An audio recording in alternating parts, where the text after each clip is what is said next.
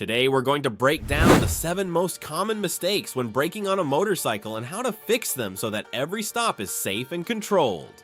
Mistake number 7. ABS is not a lifesaver. It's a safety net you shouldn't misinterpret. Modern motorcycles are incredible. ABS has changed the game. Gone are the days when a bad squeeze meant a guaranteed skid and a crash. But here's the catch. ABS is not magic. Too many riders treat it like a gimmick, thinking it will save them no matter what, and they're wrong. ABS cannot defy physics. It cannot overcome wet leaves, gravel, or poorly executed panic braking. What it does is give you a margin, a layer of forgiveness when you overdo the braking, but that's all, a margin. A crutch is dangerous if you lean on it too heavily. The best riders use technique first and ABS as a backup. That way, if it activates, it's just a reinforcement, not the only thing keeping you upright. Another uncomfortable truth is that ABS feels strange if you've never activated it. The lever vibrates, the bike shudders, and many riders get scared and release it at the worst moment. You need to practice with it. Go to that same empty parking lot, accelerate and brake until you feel it activate. Learn its rhythm so that the first time it happens isn't on a wet highway with a truck ahead. ABS is an incredible technology, but it doesn't replace skill. Think of it as a parachute. You hope you never need it, but if you do, you're glad it's there, but you don't jump out of a plane thinking the parachute will open by itself. Mistake number 6. Your eyes and body position also influence braking. Braking isn't just about hands and feet. It also depends on your eyes, your body, and your brain under pressure. Most riders fail not because they don't know what they need to do, but because they look in the wrong place, grip incorrectly, and panic. First, your eyes. Where you look is where you go. Target fixation is real. If you stare at the bumper you're about to hit, guess what? You're gonna hit it. The trick is to train yourself to look beyond the danger, scanning for the escape route. When you brake, your eyes should already be looking for the way out. That habit alone can turn an accident into a save. Second, your body. Hard braking throws all your weight forward. If you're gripping the handlebars tightly, you're only making things worse. The right move is to squeeze the tank with your knees, engage your core, and keep your arms light. Let the suspension do its work instead of fighting it. You'll feel more stable, more in control, and less like you're going to fly over the handlebars. And third, training under stress. This is the uncomfortable truth. In a real emergency, your body isn't suddenly going to perform better. It will drop to the level of your training. If you've never braked hard, your first panic stop is going to be horrible. You'll grab, tense up, and maybe freeze. But if you've practiced it, if you've forced your body to repeat the movement 100 times, it will know what to do before your brain even realizes it. That's why professionals train like crazy, not because they enjoy sweating in parking lots, but because when the situation is real, there's no time to think, only to act. If you've ever had a scare while braking and felt the bike get away from you, this video interests you. Hit like right now and hit the hype button so more people learn to brake safely. Braking well is not a luxury, it's a necessity. Mistake number 5, being afraid of the front brake, the one that can save your life, but you treat like a bomb. Most riders treat the front brake like an anti-personnel mine. They're afraid to touch it because they've heard horror stories about people flying over the handlebars. And yes, if you treat it like an on-off switch, you're asking for trouble. But the reality is that the front brake is your best ally. It's responsible for 70 to 80% of all your braking power. Why? Pure physics. The moment you squeeze that lever, weight transfers forward, compressing the front suspension and forcing the tire against the asphalt. That extra weight means more grip, and more grip means more braking force. The mistake most people make is in how they apply it. They don't squeeze, they grab.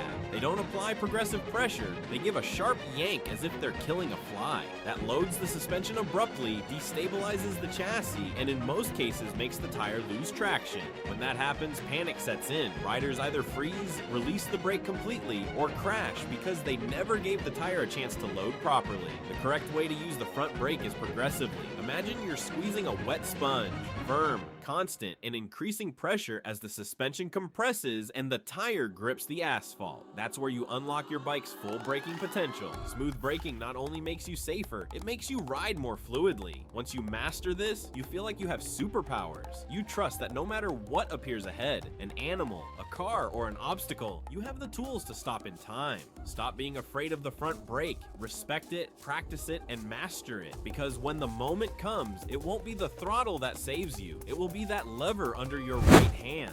Mistake number 4, ignoring the rear brake, the great forgotten one that gives you stability. There are many riders, especially sport bike riders, who boast about never touching the rear brake, treating it as if it were optional or even dangerous. And that's pure ignorance. Although the rear brake doesn't have the same braking power as the front, it plays a fundamental role in balance and control of the bike. Think about low-speed maneuvers, parking lots, U-turns, moving in slow traffic. The clutch, throttle, and rear brake form a holy trinity. That little touch on the rear brake helps stabilize the bike, smooths out power delivery, and gives you millimeter control. Without it, the bike feels nervous and unstable, especially when going at walking pace. At higher speeds, the rear brake also matters. In hard braking, the front does the heavy lifting, but the rear adds stability, helping keep the bike steady and aligned, especially when weight is transferring forward. And there's another point many overlook. In rainy or slippery conditions, the rear brake can be safer to start braking with. It's less likely to overload traction instantly, giving you margin to manage grip carefully. The mistake people make is abusing it, stomping the rear brake as if it were a car pedal, and yes, that locks the wheel and causes skids. That's where the rear brake earns its bad reputation. But if you treat it with delicacy, just like the front, it becomes a tool that refines your riding. Ignoring the rear brake is like riding only half the bike. Use it wisely, and your riding will go from harsh and clumsy to smooth and controlled. The best riders don't boast about avoiding it, they master it. We've already seen several of the most common braking mistakes on a motorcycle. I want to know if this is providing value to you. Write the word brake in the comments if you didn't know any of these things, and thanks to this video, you're going to change how you brake. The best comments will appear in the next video. Your experience can help other riders not make the same mistakes. Mistake number 3.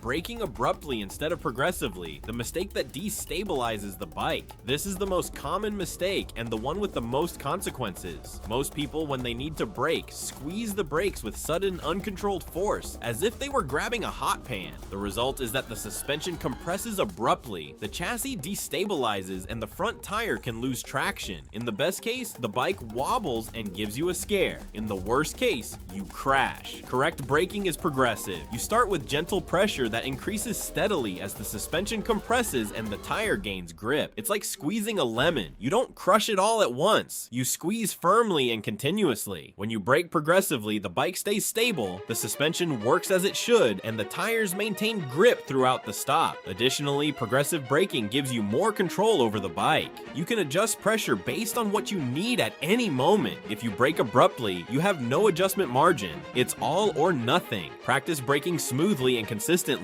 Feel how the bike transfers weight forward and how the tires grip the asphalt. Once you master it, braking will stop being a moment of tension and become a fluid part of your riding. Mistake number 2, not practicing emergency braking, the skill that only gets trained in the parking lot. Most riders spend their days polishing chrome or installing accessories, but ask them when was the last time they practiced emergency braking in an empty parking lot, and they'll give you a blank look.